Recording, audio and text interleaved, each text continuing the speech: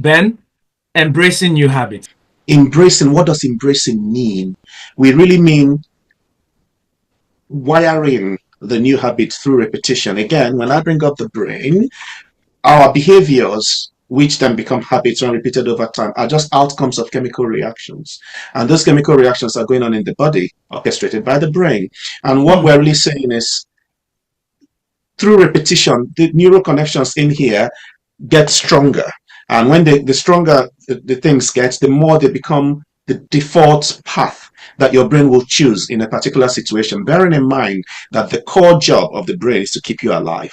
So it will look for what it thinks helps you survive. This is where we get into the idea of what is safe and what is not safe in the according to the brain. According to the brain, what is safe is just what is familiar, and what is unsafe is what is not familiar, which means if the new habit you're bringing is not familiar to the brain sees it as danger and will fight it. And Hmm. so it becomes difficult to do that change. And this is where the very first thing I would suggest to people when it comes to embracing or cultivating a new, I New think habit. cultivating is a good word, cultivating a new habit is make it a choice. Because when you say, I have to do this, I need to do this, I must do this, I should do this, your brain thinks that something is being done to you.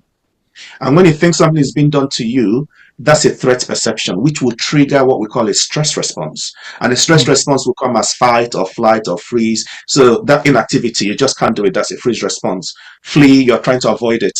That's a flight response. Or fight, you're arguing with yourself and still not doing anything. That's a fight response right there. So, but when you replace it, I would usually ask people write out those words: must, need to, have to, should, then cancel Hmm. them all out and put a different word called choose or choose to.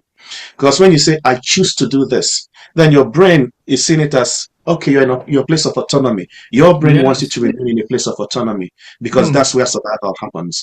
And then, so you say, I choose to do this way because, and then, of course, you then come up with why you want that. And the more that reason connects with whatever the other positive intention is, the better it is. And so Hmm. you make a choice, you make it clear, you rehearse it mentally, you break it down into the actual actions and steps that it will need to get you there, and you focus on those. And when you're doing that, you're immediately actually you've started reinforcing that neural pathway that would Yes. then start to default become a default choice for your brain Yeah. to make as regards that new habit that you want.